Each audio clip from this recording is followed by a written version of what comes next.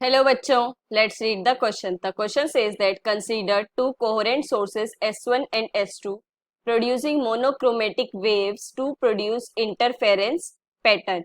Let the displacement of wave produced by S1 be given by y1 equals to a cos omega t and the displacement by S2 be y2 equals to a cos omega t plus phi. Find out the expression for amplitude of the resultant displacement at a point and show that the intensity at that point will be I is equals to 4a square cos square phi by 2. Hence, establish the conditions for constructive and destructive interference. तो देखो बच्चों, सबसे पहले की concept है हमारे पास, that is interference resultant amplitude resultant displacement and intensity for constructive and destructive interference। ठीक है बच्चों, तो देखो बच्चों, सबसे पहले डिस्प्लेसमेंट गिवन है y1 equals to a cos omega t and then y2 equals to a cos omega t plus phi, मतलब फेज डिफरेंस भी है। ठीक है बच्चों, सो अब देखो, अगर हम y1 की बात करें सो आपकी ये कुछ cos की टर्म्स में होगी, राइट? ऐसे वेव होगी आपके पास। ठीक है बच्चों, अब y2 की बात करें तो यहाँ पे आपका कुछ फेज डिफरेंस होगा, या तो वो यहां से हो सकता है या फिर वो इस तरीके से हो सकता है ना बच्चों? तो इन दोनों में से कोई भी एक y2 की फॉर्म हो सकती है, क्योंकि हमें फाई की वैल्यू पता नहीं है। अगर हमें पता है फाई की वैल्यू 90 है तो 90 डिग्री से होगा, कैसे होगा, है ना बच्चों? सो फाई की वैल्यू के अकॉर्डिंग आपका फेज डिफरेंस होगा। ठीक है बच्चों, अब बात करें अगर रिजल्टेंट डिस्प्लेसमेंट की, सो ये point can be represented as sum of individual displacement, है ना बच्चों? सुपरपोजिशन यही कहता है। ठीक है, so y can be represented, that is resultant displacement y1 plus y2। ठीक है, सो देखो कैसे होगा, y रिजल्टेंट अगर हम इसे शो करते हैं तो ये होगा a cos omega t plus a cos omega t plus five.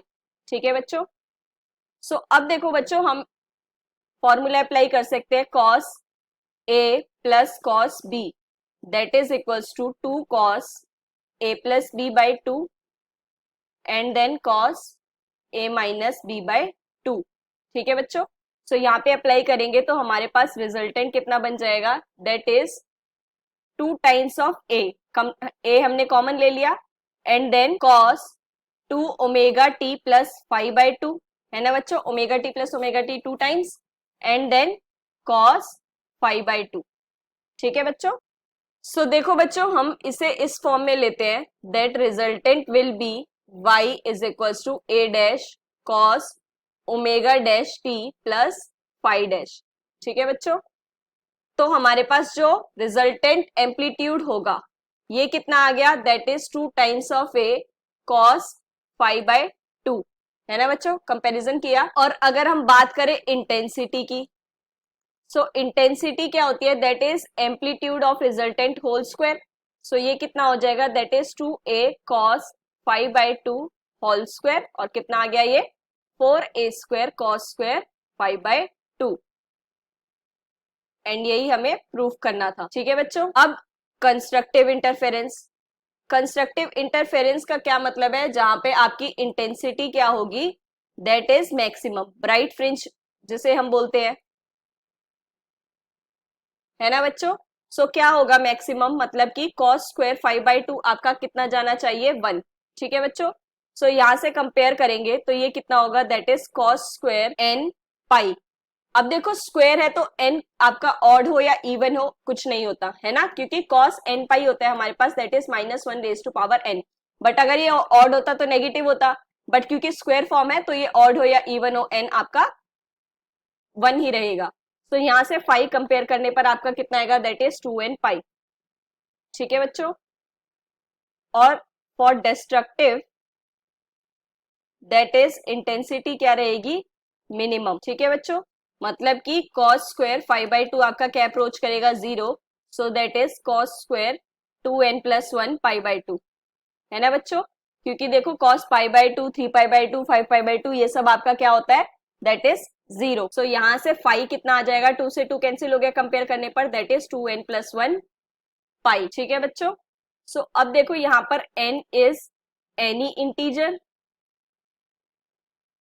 Right, और यहां पर n जो है आपके पास that is also any integer, तभी आपका ये ऑड मल्टीपल ऑफ पाई होगा। So these are the conditions of constructive and destructive interference.